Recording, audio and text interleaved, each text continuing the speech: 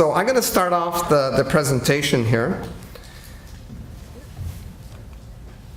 And the agenda is up on the screen. So the theme of the conference the past 2 days, we've been hearing a lot about data. And a lot of it had to do with environmental and compliance. And I think Rachel mentioned a bit about looking at your permits and conditions. And actually, in a lot of these air permits, there's inspection requirements under the different NESHAPs, and that's got to do with environmental. I'm going to get into talking with Hyung here about inspections to do with health and safety. And then once, as you can see at the top of the pyramid there, I've got importance of inspections. I'll start there. And then I'm going to pass the presenter's role over to Hyung. She's going to talk about inspection dynamic platform in the software, the subparts of that, the planning, the conducting, reporting, and documenting, monitoring. And then she's going to roll over to the mobile app, talk a bit about Barcode, and then her closing remarks are going to talk about the future direction we're taking this particular module in the software. So of course we all know that inspections are important, especially in the health and safety world. Obviously to prevent injuries, incidents, injuries, and illnesses. Help identify record hazards, and corrective actions. Determine the underlying causes of, identifies hazards when you go out there. Once you identify, be proactive. Also gain further understanding to the jobs and tasks. So as Rachel mentioned, getting the boots on and getting out there and find out what your staff actually do to get a feel for their world, right? Instrumental in the overall occupational health and safety program and management system. So over on the far left, there's a quote there from OSHA. Obviously, we all know that health and safety, it's not something that we can just do if we want to. It's actually the law. And if you read through the act there about the protection of your employees at your site, right? And over on the far right-hand side, OSHA had done a bit of a study there. And if you look in that red box there,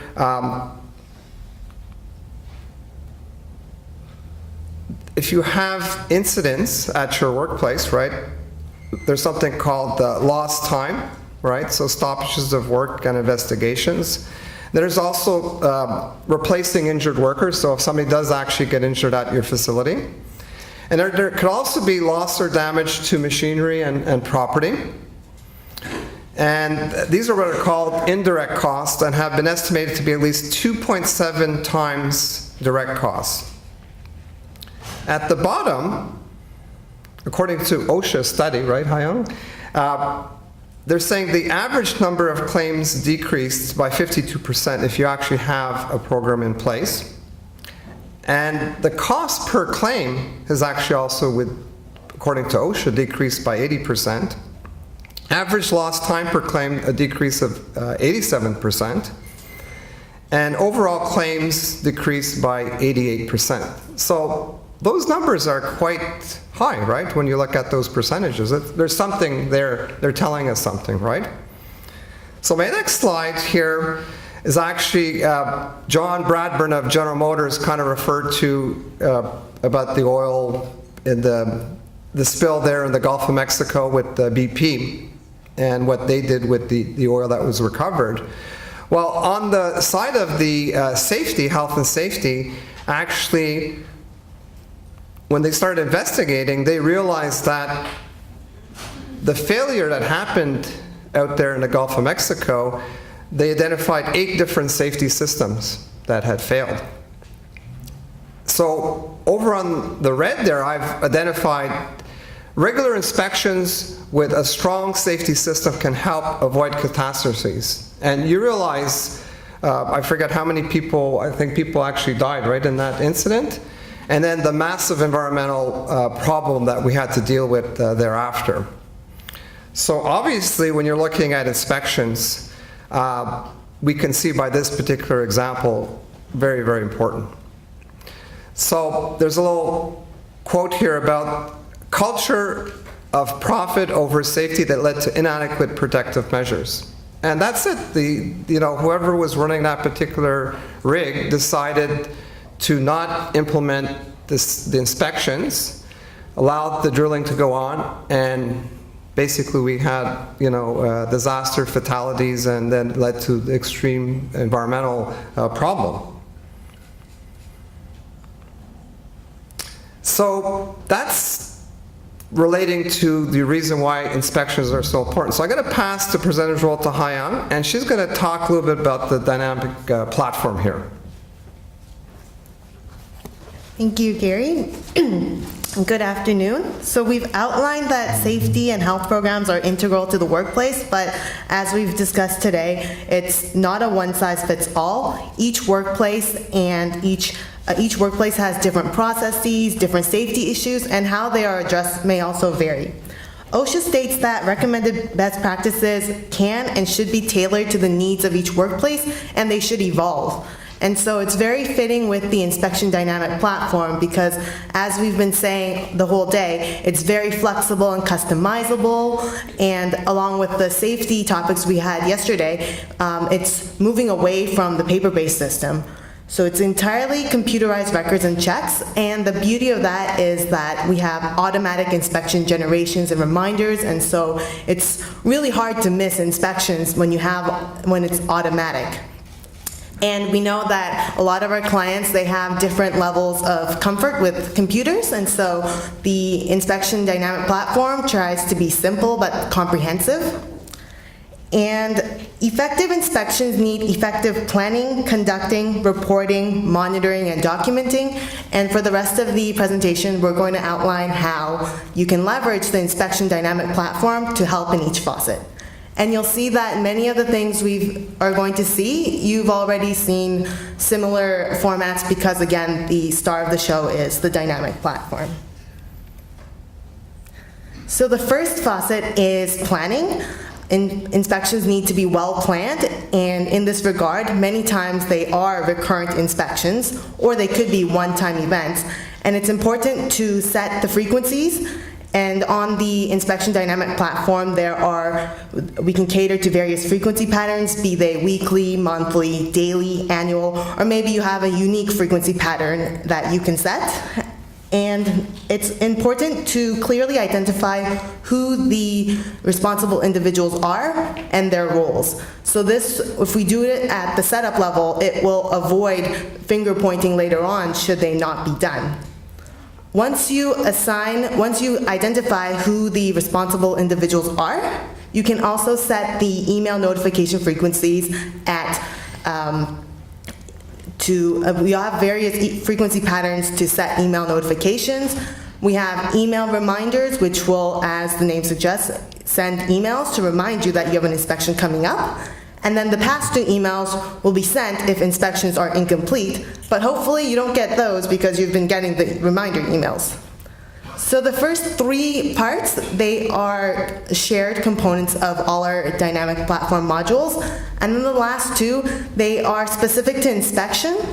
So for our inspections, we assign them to the proper equipment or location, and we also have templates with questions pertinent to the particular inspections. The next element is effective inspection conducting. And so this is an example of our general inspection process workflow. It starts with the general form, and this contains the inspection set of details, such as event date, who's responsible, what type of inspection this is. And then we have our inspection forms, and for all our inspections, they have to be assigned to at least one equipment or location. And how you design this workflow is very customizable, as we've been saying all day.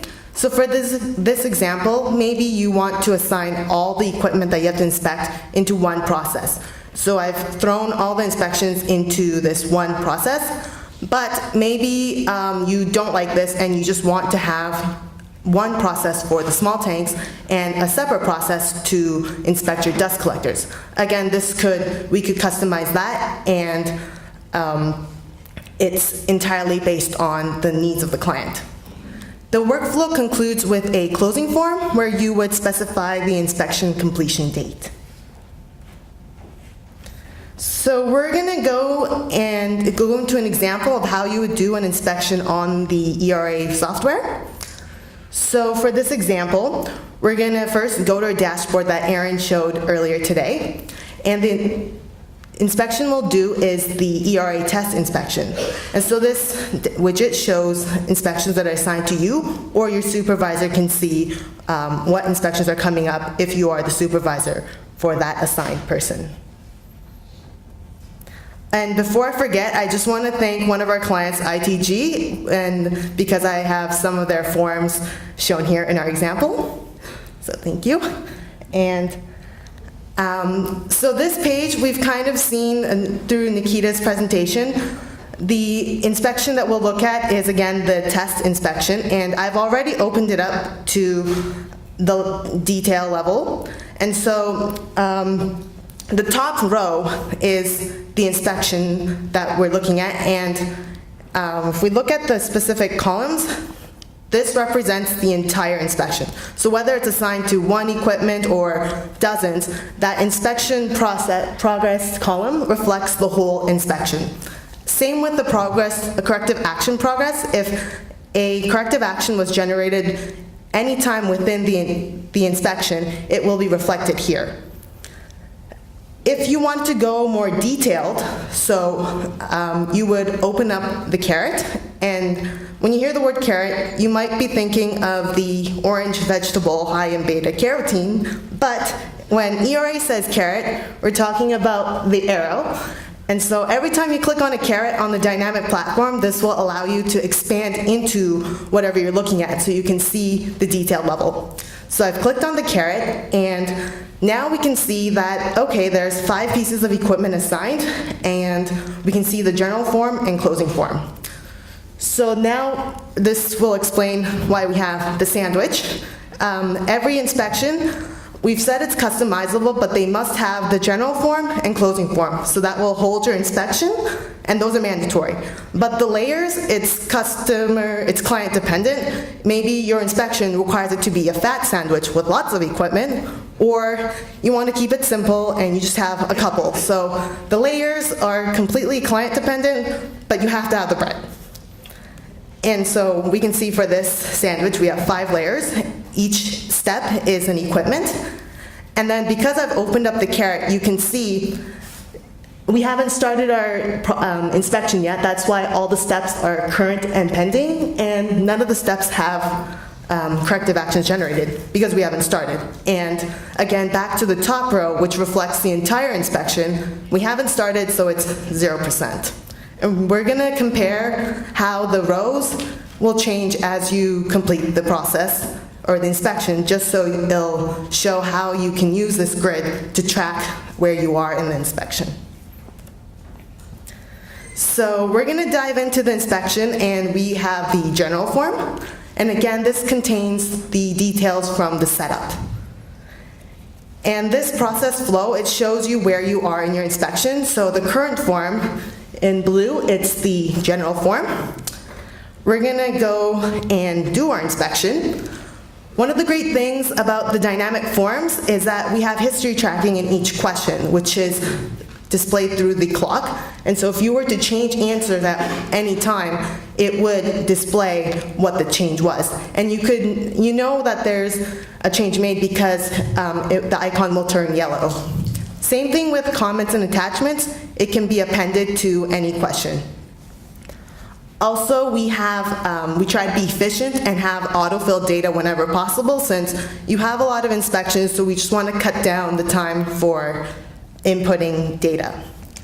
And some of the examples are inspection date. If you don't know what date it is, you just click on now, and it'll automatically show the current date and time. Same thing with inspector. You can have it show the logged in user, and so me. And then for inspection details, this information comes from our equipment and location pages, which I will show next. But before I forget, any documents you attach to the paperclip, it will be attached to the paperclip, and also a copy of it gets saved in our document management module, which acts as a bank and houses all the documents across all our modules. So this at the bottom is our location and equipment pages on the software, which is moving dynamic, but anything you save here, we can link it to your inspection form so that they would be shown up automatically when you do your inspections. And this pre-filled forms will save time so you don't have to look for the locator code or permit ID that pertains to the equipment you're inspecting. Some more examples of where we try to be efficient. Only pertinent questions display, and I think we got into this a little earlier today. So every single one of our inspections starts with one question. Is this equipment in service? If it's no, none of the other questions even open up and you just can move to the next equipment. If you answer yes, then the other questions will load. Same thing with depending on inspection results, you might have to answer different questions. And so if, let's say, it's not within the accepted pressure drop, you'd be prompted to answer more questions, as you can see in the example. Triggering follow-ups is actually another example of the efficiency efforts. So whenever you run into situations where the conditions are out of normal, the user is prompted to create a follow-up on the spot. And this, we've seen examples before, and this is an example on our inspection forms. So we're gonna go back to the main grid and see how the grids have changed. Right now, we only inspected one equipment. So we can see at the top row, it's 28%, where it was before 0%.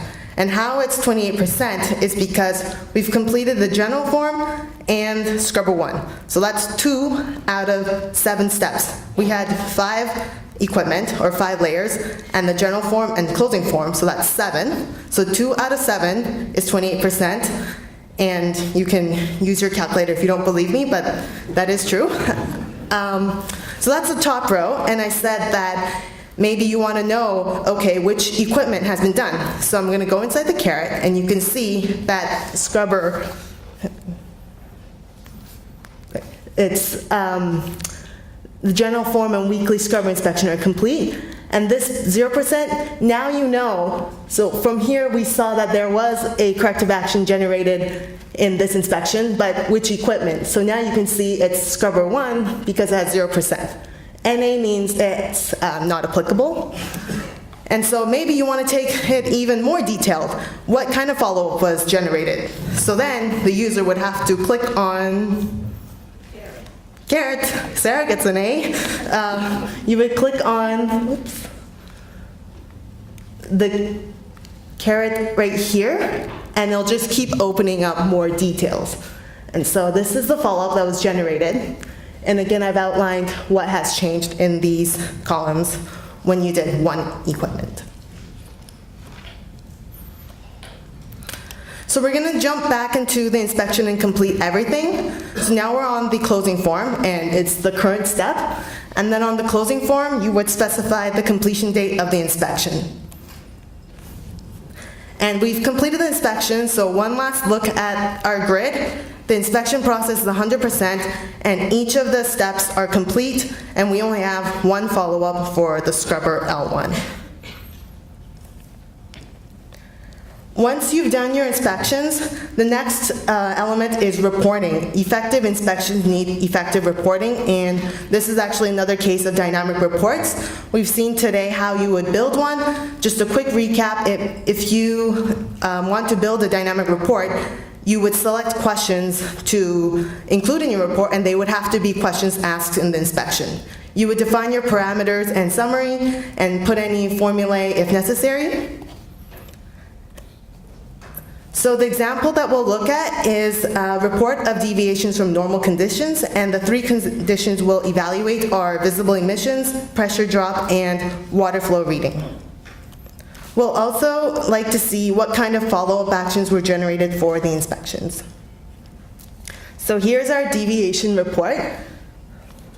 So this has all your inspection details, such as facility dates when they were inspected, what equipment, and the information coming from the location and equipment pages.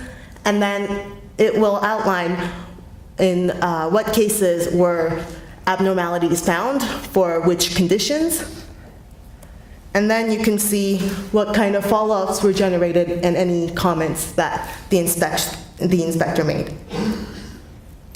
We can also use that data to see as KPIs on our dashboard. So this example shows the number of abnormal conditions that were found in March and April of 2017. And you can also see the same data, but this will be an annual overview. So it's the same data we combine the March and April inspections into 1 year.